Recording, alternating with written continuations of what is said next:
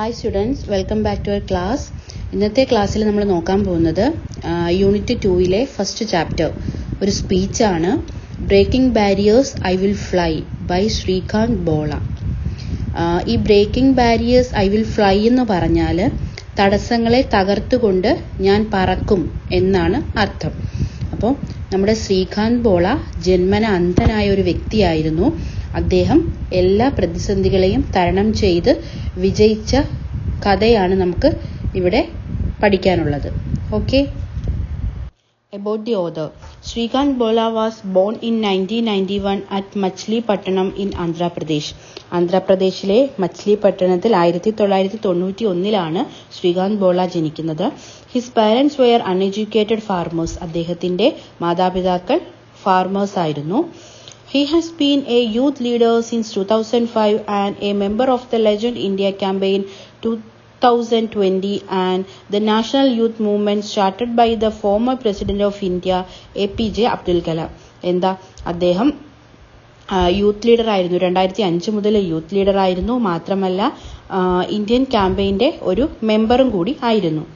In 2012 Bella set up Bolan Industries with a partner, Ravi Manta. It's produced eco-friendly recycled craft paper and packaging product from natural and recycled materials. അപ്പോൾ 2012 അദ്ദേഹവും അദ്ദേഹത്തിന്റെ ഒരു ഫ്രണ്ടും കൂടെ ചേർന്നിട്ട് Boland industry എന്ന് പറയുന്ന ഒരു എക്കോ ഫ്രണ്ട്ലി ആയിട്ടുള്ള പ്രോഡക്റ്റ് ഒക്കെ ഉൽപ്പാദിപ്പിക്കുന്ന ഒരു സ്ഥാപനം സ്റ്റാർട്ട് ചെയ്യുകയുണ്ടായി. Srikanth Bolla is the director of Surge Impact Foundation. അങ്ങനെ സർജ് ഇമ്പാക്ട് ഫൗണ്ടേഷന്റെ ഡയറക്ടറായിട്ട് അദ്ദേഹം മാറി. Which he founded in 2016. എന്നായിരുന്നു അത്? 2016. The organization aims to enable individuals and institutions in India to achieve the Sustainable Development Goals by 2030. 2030 കൂടി നമ്മുടെ രാജ്യത്ത് സുസ്ഥിര വികസനം ഉണ്ടാവണം എന്നാണ് അദ്ദേഹം ഇതിലൂടെ പറയുന്നത്. In 2017, Bola was named in the Forbes magazine list of 30 under 30 across all of Asia. A biopic on his life, Srikanth, was released in 2024. Chapter നോക്കിക്കോളൂ. Hello, I am Srikanth, an entrepreneur. Entrepreneur എന്ന് വെച്ചാൽ സംരംഭകൻ എന്നാണ് അർത്ഥം. Do you know that 51% of Indians are self employed? Let me share the story of the richest. നമ്മുടെ ഇന്ത്യയിൽ 51% ആൾക്കാരും സ്വന്തം തൊഴിൽ ചെയ്ത് ജീവിക്കുന്നവരാണ്. അങ്ങനെ റിച്ച് ആയിട്ടുള്ള ഒരു ഫാമിലിയുടെ കാര്യം പറയാമെന്നാണ് അദ്ദേഹം പറയുന്നത്. Entrepreneurial couples in the world, my parents. അത് ആരാണ്? എൻ്റെ മാതാപിതാക്കളാണ്. They earn just 20,000 a year from their small plot of land. അവരുടെ ചെറിയ കൃഷിസ്ഥലത്ത് നിന്നും അവർ വർഷം 20,000 രൂപ സമ്പാദിക്കുന്നുണ്ടായിരുന്നു. Giving birth to a child is the happiest thing for every married couple. ഏതൊരു കല്യാണം കഴിഞ്ഞ ആൾക്കാരുടെയും ഏറ്റവും ഹാപ്പിയസ്റ്റ് ആയിട്ടുള്ള മൊമെന്റ് എന്ന് പറയുന്നത് ഒരു കുഞ്ഞുണ്ടാവുക എന്നുള്ളതാണ്. At that time in time apple of the eye did not mean much of them. അങ്ങനെ എൻ്റെ മാതാപിതാക്കൾക്കും അങ്ങനെ ഒരു കാലം ഉണ്ടായി. ആപ്പിൾ ഓഫ് ദ ഐ എന്ന് വെച്ചാൽ കണ്ണിലെ കൃഷ്ണമണി അല്ലെങ്കിൽ ഏറ്റവും പ്രിയപ്പെട്ടത് എന്നൊക്കെ അർത്ഥം വരുന്നു. Neither of my parents had ever seen an apple nor did I have an eye. എന്താ ഇവിടെ പറയുന്നത്? എൻ്റെ മാതാപിതാക്കൾ ഇതുവരെ ആപ്പിൾ എന്താണെന്ന് കണ്ടിട്ടില്ല. അതുമാത്രമല്ല എനിക്ക് ജന്മന കണ്ണുമില്ല. ഈ ആപ്പിൾ ഓഫ് ദ ഐ എന്ന് പറയുന്ന ഫ്രേസ് എന്താണെന്ന്, അതിൻ്റെ അർത്ഥം എന്താണെന്ന് ആ പേരൻസിന് മനസ്സിലായില്ല എന്നാണ് പറയുന്നത്. When I was born without eyes, society saw me as a burden. ഞാൻ ജന്മന അന്ധനാണെന്ന് പറഞ്ഞു. അപ്പോൾ ആ സമയത്ത് സൊസൈറ്റിയിലുള്ള ആൾക്കാർ എന്നെ കണ്ടിരുന്നത് എങ്ങനെ? ഒരു ഭാരമായിട്ടായിരുന്നു കണ്ടിരുന്നത്. Some even suggested that I should be smoothed, but my parents showered on me immense love and care. പുറത്തുള്ള ആൾക്കാർ എന്നെ ട്രീറ്റ് ചെയ്തിരുന്നത് വളരെ മോശം രീതിയിലായിരുന്നു. അപ്പോൾ എന്നിരുന്നാൽ കൂടിയും എൻ്റെ പേരൻസ്, എൻ്റെ അച്ഛനും അമ്മയും എനിക്ക് ലവും കെയറും ഒക്കെ തന്നാണ് എന്നെ വളർത്തിയത്. They felt they were the richest couple in the world and I consider myself the luckiest person. എന്താ എൻ്റെ പേരൻസ് അവർ ചിന്തിക്കുന്നത് അവരാണ് ഏറ്റവും റിച്ചസ്റ്റ് ആയിട്ടുള്ള ആളുകളെന്ന്. അതേപോലെ തന്നെ ഞാൻ ചിന്തിക്കുന്നത് എന്താ, ഏറ്റവും ലക്കിയസ്റ്റ് ആയിട്ടുള്ള പേഴ്സൺ ഞാനാണെന്നാണ് ഞാനും ചിന്തിക്കുന്നത് എന്ന് ശ്രീകാന്ത് പറഞ്ഞു. As a child, I spent much of time with my father in the field.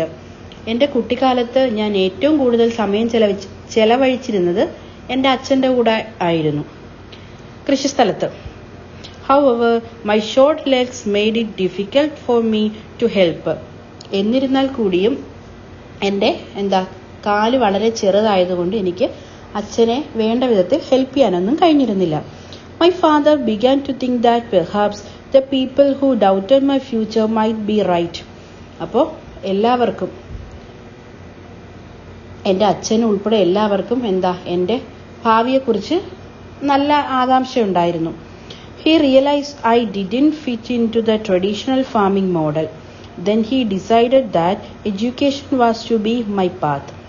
അപ്പം അച്ഛൻ തിരിച്ചറിഞ്ഞു ആദ്യമായിട്ട് എന്നെ പോലെ ഒരു കൃഷിക്കാരനാവുകയല്ല എൻ്റെ മോൻ വേണ്ടത്, അവന് എഡ്യൂക്കേഷനാണ് കൊടുക്കേണ്ടതെന്ന് അച്ഛൻ തിരിച്ചറിഞ്ഞു. Despite the challenges of trekking എന്ന് വെച്ചാൽ നടന്നു കയറുക, to a faraway schools and being ignored by teachers and classmates. അപ്പോൾ കാഴ്ചയില്ലാത്തത് കൊണ്ട് തന്നെ എൻ്റെ ടീച്ചേഴ്സോ എൻ്റെ സ്റ്റുഡൻസോ ആരും തന്നെ ഇങ്ങനെയുള്ള സാഹചര്യത്തിലൊന്നും എന്നെ ഹെൽപ്പ് ചെയ്തിരുന്നില്ല. I perceive എന്ന് വെച്ചാൽ ഞാൻ സഹിച്ചു. For 2 years 2 വർഷത്തോളം ഇതെല്ലാം ഞാൻ സഹിച്ചു. I sat on the last bench, excluded from activities. ക്ലാസ്സിലെ അവസാന ബെഞ്ചിലായിരുന്നു ഞാൻ ഇരുന്നത്. മാത്രമല്ല അവിടെയുള്ള ഒരു ആക്ടിവിറ്റീസിലും എന്നെ ഉൾപ്പെടുത്തിയിരുന്നില്ല. I then felt like the poorest child in the world, not on account of lack of money, but because of loneliness and isolation. ആ നിമിഷം എനിക്ക് തോന്നി ഞാനാണ് ഈ ലോകത്തെ ഏറ്റവും പ്യൂറസ്റ്റ് ആയിട്ടുള്ള മാൻ എന്ന്. പൈസയുടെ ഒരു കുറവല്ല, ലോൺലിനെസ്, ഏകാന്തതയാണ്, ആരും ഇല്ലാത്തൊരവസ്ഥയാണ് എനിക്കപ്പോൾ അനുഭവപ്പെട്ടത്. Eventually, my parents and relatives decided that I should study in a school with students like me. അങ്ങനെ എൻ്റെ പാരൻസും ഫാമിലി റിലേറ്റീവ്സും എല്ലാം കൂടെ ചേർന്ന് എന്നെ പോലുള്ള ആൾക്കാർ പഠിക്കുന്നിടത്തേക്ക് എന്നെ ചേർക്കാൻ തീരുമാനിച്ചു. So, I was sent to a special school in Hyderabad. അങ്ങനെ ഹൈദരാബാദിലുള്ള ഒരു സ്പെഷ്യൽ സ്കൂളിലേക്ക് ഞാൻ പോവുകയുണ്ടായി. There I excelled, becoming an outstanding student, earning top ranks and representing India in chess and cricket. അവിടെ എനിക്ക് എൻ്റെ കഴിവ് തെളിയിക്കാൻ കഴിഞ്ഞു. എങ്ങനെയൊക്കെയാണ്? ഔട്ട്സ്റ്റാൻഡിംഗ് സ്റ്റുഡൻ്റ് ആയി, ടോപ്പ് റാങ്ക് ഒക്കെ നേടിക്കൊണ്ട്, പിന്നെ ഇന്ത്യയിൽ നിന്ന് ചെസ്സിനും ക്രിക്കറ്റിനും വേണ്ടി കളിക്കാനൊക്കെ സാധിച്ചു. അങ്ങനെയുള്ള കുറേ പെർഫോമൻസ് ഒക്കെ ഇദ്ദേഹത്തിന് ചെയ്യാൻ സാധിച്ചു. I had the privilege of working with Dr. APJ Abdul Kalam on various projects like the Lead India Youth Transformation Project. ഏറ്റവും സന്തോഷകരവും അഭിമാനകരവും ഒക്കെ ആയിട്ടുള്ളൊരു കാര്യം എന്ന് പറയുന്നത് APJ അബ്ദുൽ കലാമിൻ്റെ കൂടെ പ്രോജക്റ്റിൽ പാർട്ടിസിപ്പേറ്റ് ചെയ്യാൻ കഴിഞ്ഞു എന്നുള്ളതാണ്. When I completed my 10th grade with over 90% mark, I want to study science at the AP State Board. അങ്ങനെ 10th ക്ലാസ്സിലെ എക്സാം ഒക്കെ കഴിഞ്ഞ് ഞാൻ 90% മാർക്കോടി പാസ്സായി. ആ സമയത്ത് എനിക്ക് സയൻസ് എടുത്ത് പഠിക്കണം എന്നായിരുന്നു താല്പര്യം. But at my However, I was told I could only take arts because I was impaired. Impaired എന്ന് വെച്ചാൽ വൈകല്യം. അപ്പോൾ വൈകല്യം ഉള്ളത് കൊണ്ട് തന്നെ എനിക്ക് സയൻസ് എടുക്കാൻ കഴിയില്ല എന്നാണ് അവിടെയുള്ളവർ പറഞ്ഞത്. I did not consider myself visually impaired but visually challenged. എൻ്റെ ഈ കാഴ്ചയില്ലായ്മയെ ഒരു അക്സെപ്റ്റ് ചെയ്യാനാണ് എനിക്കിഷ്ടം എന്നും അദ്ദേഹം പറയുന്നു. I was not allowed to pursue my passion due to the perceptions of others. മറ്റുള്ളവരുടെ കാര്യം നോക്കിയിട്ട് ഞാൻ എൻ്റെ ആഗ്രഹങ്ങളൊന്നും വേണ്ടാന്ന് വെക്കേണ്ട ആവശ്യമില്ലല്ലോ. Rather than accept this, I decided to sue the government. അങ്ങനെ ഗവൺമെന്റിൽ ഒരു പരാതി നൽകാൻ ഞാൻ തീരുമാനിച്ചു. After 6 months of legal battle, I received a government order allowing me to study science. 6 മാസത്തെ നിയമ പോരാട്ടത്തിന് ശേഷം ഗവൺമെന്റിൽ നിന്ന് എനിക്ക് സയൻസ് പഠിക്കാനുള്ള ഓർഡർ കിട്ടി. But at my own risk, എന്റെ റിസ്കിൽ തന്നെ പഠിക്കണം. Despite the lack of resources. അപ്പോൾ കണ്ണ് കാണാത്തത് കൊണ്ട് തന്നെ അതിനാവശ്യമായിട്ടുള്ള ഒരു റിസോഴ്സസും അവിടെ ഉണ്ടായിരുന്നില്ല. I work hard with the help of A mentor. Mentor എന്ന് പറഞ്ഞാൽ ഒരു സഹായി എന്നാണ് അർത്ഥം. അപ്പോൾ പഠനത്തിൽ എനിക്ക് സഹായത്തിനൊരു മെന്റർ ഉണ്ടായിരുന്നു. She recorded my text book on audio. കണ്ണ് കാണാത്തതുകൊണ്ട് വായിച്ച് പഠിക്കാൻ പറ്റത്തില്ല. അപ്പോൾ ടെക്സ്റ്റ് ബുക്കൊക്കെ എന്തോ ചെയ്തു, ഓഡിയോ ആയിട്ട് ആ മെന്റർ എനിക്ക് റെക്കോർഡ് ചെയ്തു തന്നു. And I scored 98% in my exams. This proves that anyone, regardless of their impairment or challenges, can achieve great things. അങ്ങനെ എനിക്ക് 98% മാർക്കോടുകൂടി പാസ്സാവാൻ കഴിഞ്ഞു. ഇവിടെ എന്താ പറയുന്നത്, ഇമ്പയർഡ് ആണ് അയാള്, അദ്ദേഹം ഇമ്പയർഡ് ആണ് എന്നിരുന്നാൽ കൂടിയും അദ്ദേഹം ആ ഒരു തന്റെ ആ വൈകല്യത്തെ മറികടന്ന് അദ്ദേഹത്തിന് ചെയ്യാൻ പറ്റുന്ന കാര്യങ്ങളൊക്കെ ഏറ്റവും ബെസ്റ്റ് ആയിട്ടാണ് അദ്ദേഹം ഇവിടെ ചെയ്തിട്ടുള്ളത്. However, my journey didn't end there. അവിടെ കൊണ്ടൊന്നും എന്റെ ജീവിതം അവസാനിക്കുന്നില്ലല്ലോ. When it was time to apply to top engineering schools like IIT. അങ്ങനെ എന്റെ ജീവിതത്തിലെ നെക്സ്റ്റ് സ്റ്റേജിലേക്ക് കടക്കുക. അപ്പോൾ I was told that I couldn't sit for the competitive exams because of my blindness. എന്താ, എന്റെ കാഴ്ചയില്ലായ്മ കാരണം എനിക്ക് കോമ്പറ്റേറ്റീവ് എക്സാംസ് ഒന്നും എഴുതാൻ പറ്റത്തില്ല. അപ്പോൾ IIT-യിൽ എനിക്ക് അഡ്മിഷനും കിട്ടില്ല. If IIT didn't want me, I decided I didn't want it either. എന്നെ IIT-ക്ക് വേണ്ടാന്നുണ്ടെങ്കിൽ എനിക്ക് IIT വേണ്ട എന്നാണ് നമ്മുടെ ശ്രീകാന്ത് ബോള പറയുന്നത്. I applied to top schools in the United States and we accepted into MIT, Stanford, Berkeley and Carnegie Mellon. അപ്പോൾ United States, അമേരിക്കയിലെ ഏറ്റവും famous ആയിട്ടുള്ള കുറച്ച് സ്ഥാപനങ്ങളുടെ പേര് MIT, സ്റ്റാൻഫോർഡ്, ബെർക്കലി, ഇവിടെയൊക്കെ അഡ്മിഷന് വേണ്ടി ഞാൻ ശ്രമിച്ചു. Okay, I chose to attend MIT, becoming the first international blind student in its history. അങ്ങനെ അവസാനം ഞാൻ എവിടെയാണ് എത്തിയത്, അമേരിക്കയിലുള്ള ഏറ്റവും ഫേമസ് ആയിട്ടുള്ള MIT എന്ന് പറയുന്ന ഇൻസ്റ്റിറ്റ്യൂഷനിലാണ്. അവിടെ ആദ്യത്തെ ബ്ലൈൻഡ് സ്റ്റുഡൻ്റ് ആയിട്ട് ഞാൻ പഠിക്കാൻ തുടങ്ങി. അങ്ങനെ ശ്രീകാന്ത് ബോള MIT-യിൽ പഠിച്ചുകൊണ്ട് തന്നെ അദ്ദേഹത്തിന്റെ ഫ്യൂച്ചറിനെ പറ്റി ചിന്തിക്കാൻ തുടങ്ങി. Should I just get married, settle down and work in corporate America. അപ്പോൾ എൻ്റെ ഈ ഒരു പഠനമൊക്കെ കഴിയുന്ന സമയത്ത് എനിക്ക് കല്യാണം കഴിക്കേണ്ടി വരും. അതുമാത്രമല്ല ഞാൻ ഈ അമേരിക്കയിൽ സെറ്റിൽ ആവേണ്ടിയും വരും. No, I wanted to solve the problems I had face. അപ്പോൾ അങ്ങനെ ഇവിടെ അമേരിക്കയിൽ സെറ്റിൽ ആവാൻ അദ്ദേഹത്തിന് താല്പര്യമില്ല. അദ്ദേഹം ഫേസ് ചെയ്ത പ്രശ്നങ്ങളെല്ലാം സോൾവ് ചെയ്യണമെന്നാണ് അദ്ദേഹം പറയുന്നത്. Why should blind children be made to sit on the last bench? എന്തുകൊണ്ടാണ് ഈ കാഴ്ചയില്ലാത്ത കുട്ടികളെ ലാസ്റ്റ് ബെഞ്ചിൽ ഇരുത്തുന്നത്?